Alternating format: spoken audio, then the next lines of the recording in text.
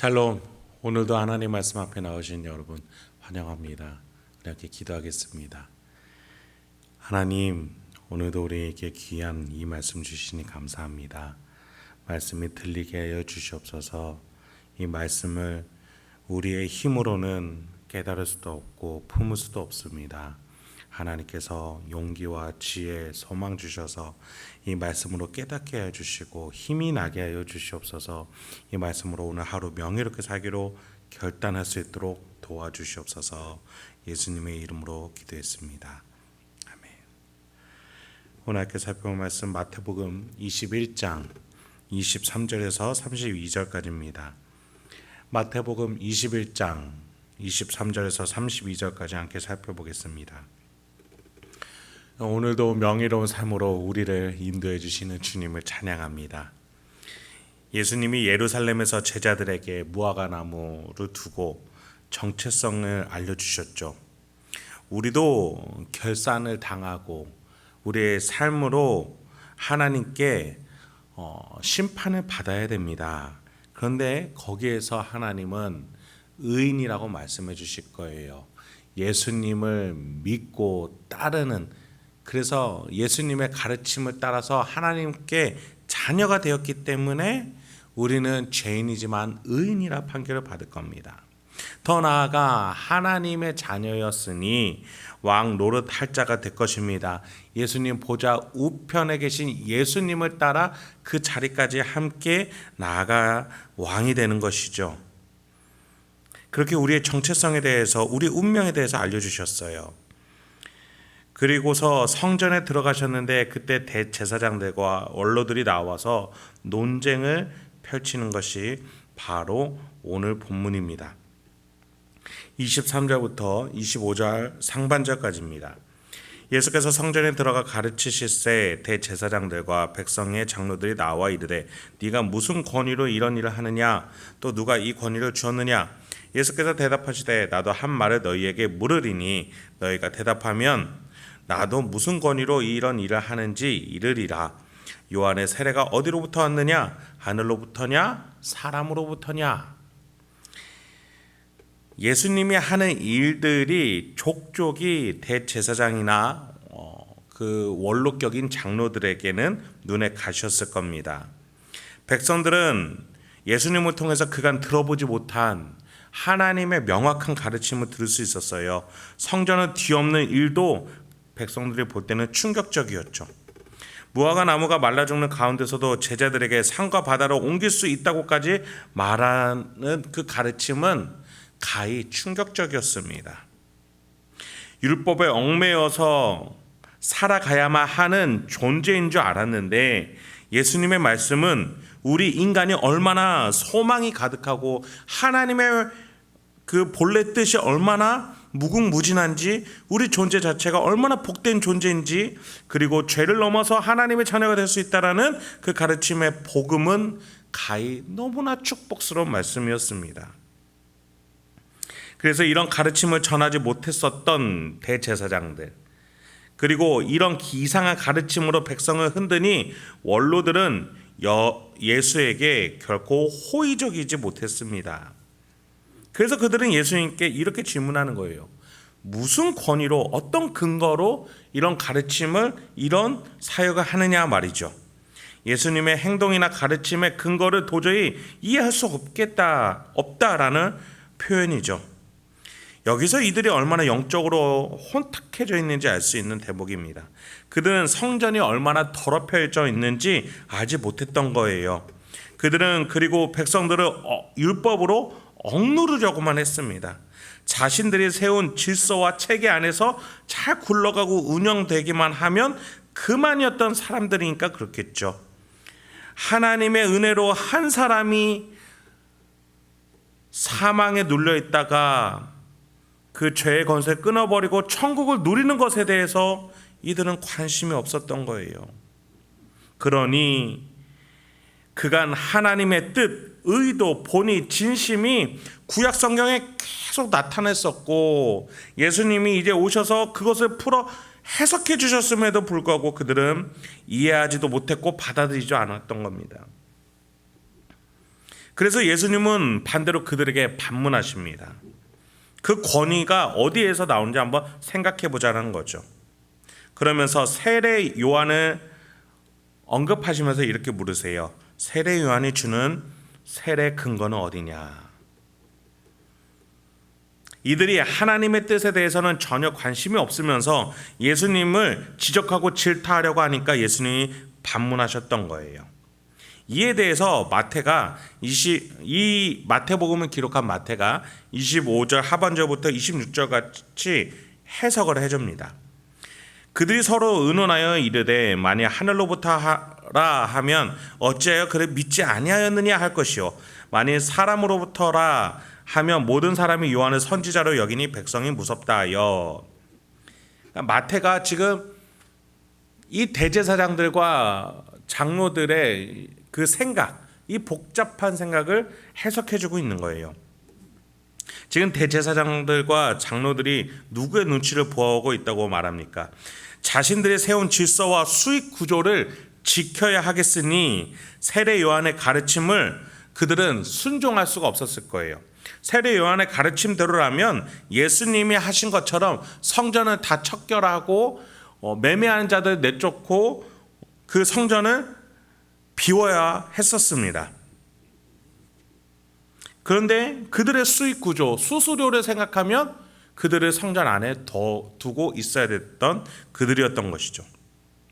그래서 세례 요한의 가르침은 받을 수 없고, 그러면서도 세례 요한을 하나님의 선지자로 여기고 있는 백성들의 그 민심도 있으니 세례 요한을 또 함부로 비판할 수도 없는 노릇이었습니다. 민심의 눈치도 보고 있었던 거예요. 그야말로 이리저리 인간의 눈치만 보면서 자신들이 입장이 지위를 잃지 않기 위해서 이리저리 눈치만 보고 있는, 차지도 않고 뜨겁지도 않은 신앙으로 버려질 만한 그들의 신앙이었던 겁니다. 그들은 결코 하나님의 눈치를 보지 않았어요. 눈에 보이는 세례 요한의 인기만 봤어요. 자신들이 세운 질서 수익 구조만 봤어요. 백성들의 민심이 두려웠어요. 보이지 않는 하나님은 그런데 두려워하지 않았던 겁니다. 어쨌든 이렇게 어정쩡한 신앙과 기조를 가지고 있던 이 대제사장들과 장로들은 결국 예수님의 질문에 답을 하지 못합니다. 이 세례 요한의 세례가 근거가 무엇인지 대답을 못해요. 27절로 이렇게 이어가십니다.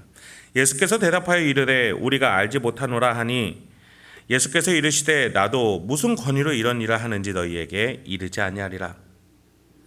귀를 닫고 마음을 닫고 있는 이들에게 아무리 하나님 아버지와 천국을 근거로 가르치는 것이다 라고 설명해줘도 이들은 거절할 것이 뻔하기 때문에 예수님은 대답하지 않기로 하십니다.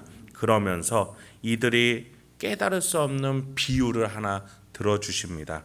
28절부터 31절 상반절입니다. 그러나 너희 생각에는 어떠하냐? 어떤 사람에게 두 아들이 있는데 맏아들에게 가서 이르되 오늘 포도원에 가서 일하라 하니 대답하여 이르되 아버지 가겠나이다 하더니 가지 아니하고 둘째 아들에게 가서 또 그와 같이 말하니 대답하여 이르되 실소이다 하였다가 그 후에 뉘우치고 갔으니 그 둘 중에 누가 아버지의 뜻대로 하였느냐? 이르되 둘째 아들이니이다. 예수님이 비유를 들어주세요. 한 아버지에게 두 아들이 있었습니다. 그런데 첫째 아들은 순종하는 척만 하고 순종하지 않았던 장남이었어요. 이것은 대제사장 말씀교사들, 하나님의 택함을 받았던 이스라엘을 말하는 거예요. 그들에게 하나님은 말씀을 먼저 주셨어요. 장남 역할을 주셨어요. 장남은 그것을 가지고서 죄에서 회복하여서 이 차남들, 즉 이웃 나라들에게 빛과 소금의 복음의 역할을 전달해야 했습니다. 그게 하나님의 계획이었어요. 그런데 이들은 순종한 척 해놓고 불순종했습니다. 앞에서만 지키는 척하고 그 속내는 결국 불순종하고 있었던 것이죠. 비유에서 아버지는 두 번째로 둘째 아들에게 일하라 라고 말하니 아들은 처음에 거절하다가 그 뒤에 뉘우치고 아버지의 뜻에 순종합니다. 이방인은 의미하는 거예요. 지구상에 있는 모든 인류는 아담의 후손으로서 하나님의 말씀을 거절한 자들입니다. 그러나 그 가운데 하나님의 뜻을 다시 접하고 회개하는 자들이 나타날 것이라. 예수님의 비유 속에서 우리는 알 수 있는 것이죠. 이스라엘의 말씀을 받았지만 거절한 것이 그 은혜가 이방인에게 주어져서 이방인들이 복음을 믿고 회개하게 되는 겁니다. 마태복음을 살펴보니까 로마인 백부장이 그러했고 수로보니게 여인이 그러했어요. 그래서 예수님이 물으시는 거예요. 이스라엘 너희가 아버지 뜻대로 했느냐? 아니면 이 이방인들이냐? 예수님은 지금 대제사장들과 장로들에게 하나님께 회개하고 하나님 뜻에 순종해야 된다라고 가르치시는 거예요. 너희의 질서, 너희의 마음대로 바꿔버린 말씀의 의도, 그것들을 다 포기하고 내려놓으라. 하나님께 순종하고 하나님의 참 자녀가 되라고 말이죠. 여러분, 우리는 하나님의 뜻을 어떻게 대하고 있습니까? 하나님의 진심과 본심은 관심이 없고 오로지 교회 다니기만 하면서 예배만 드리기만 하면서 이 신앙 조직에서 내가 직분만 가지고 있으면 된다라고 생각하지는 않습니까? 여러분, 명절에 부모님을 뵈러 간다고 자녀 노릇을 다 하는 게 아니지 않습니까? 부모님과 평상시에 하는 안부와 전화통화, 서로와 생각의 뜻을 나누면서 부모님을 섬기는 그 시간과 노력이 필요하지 않습니까? 하나님 아버지께도 마찬가지입니다. 나의 삶 속에서 하나님은 계속해서 우리를 선한 길로 인도하고 계세요. 여러분은 그 하나님의 뜻을 묻고 계십니까? 그 하나님의 원리 안에서 하나님과 동행하고 계세요? 기도하시면서 이게 내 생각인지 나의 욕심인지 아니면 하나님의 뜻인지 고민하고 계십니까? 이것이 바로 하나님과 함께 교제하는 순종의 삶임을 기억하시기 바랍니다. 거창하지 않아요. 어렵지 않습니다. 여러분이 하나님의 뜻이 무엇일까 성경에서 찾고 고민하고 묵상하는 가운데 우리 하나님 아버지께서 성령님을 통해 깨닫게 하실 겁니다.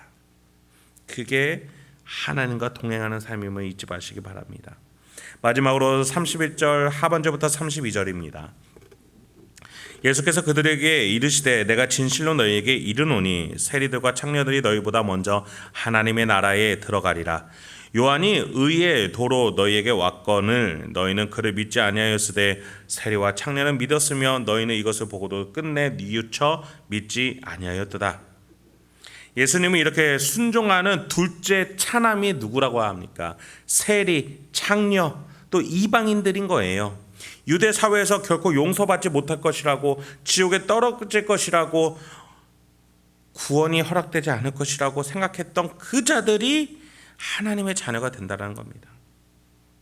그들에게도 구원의 소망이 있다고 가르치시는 예수님을 그 둘째 아들에 속하는 버림받았다고 생각했던 그들이 그 예수님을 받아들이고 믿고 회개하며 돌아오게 된다는 것이죠. 그러면서 예수님 말씀하시는 거예요. 그들은 믿었지만 너희는 이것을 보고도 끝내 뉘우쳐 믿지 아니하였도다. 여러분, 하나님은 겸손한 자, 자신의 죄를 회개하고 하나님께 도움을 요청하는 자에게 높임을 주신 분이신 줄 기억하시기 바랍니다. 나는 의인이라고, 내가 세운 이 질서 속에서 내 인생은 안전하다고, 의미 있다라고 생각하는 자를 죄인이요 악한 자요 교만하다라고 성경은 말해주고 있습니다. 그렇습니다. 우리는 하나님께 항상 뉘우쳐 하나님의 말씀 믿을 수 있는 자가 되길 소망합니다.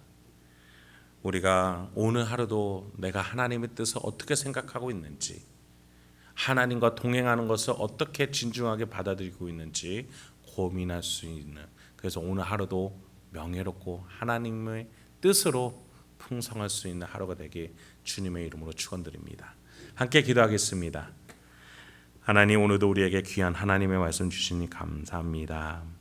오늘도 나의 안에서 말씀하시고 역사하시고 부르고 계시는 그 하나님의 뜻, 하나님의 말씀, 하나님의 생각, 하나님의 용기와 소망이 나의 마음의 중심이 될 수 있도록 주여 우리를 가르쳐 주시옵소서.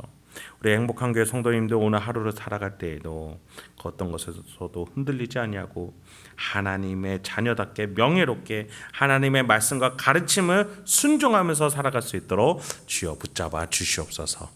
이 모든 말씀 예수님의 이름으로 기도했습니다. 아멘.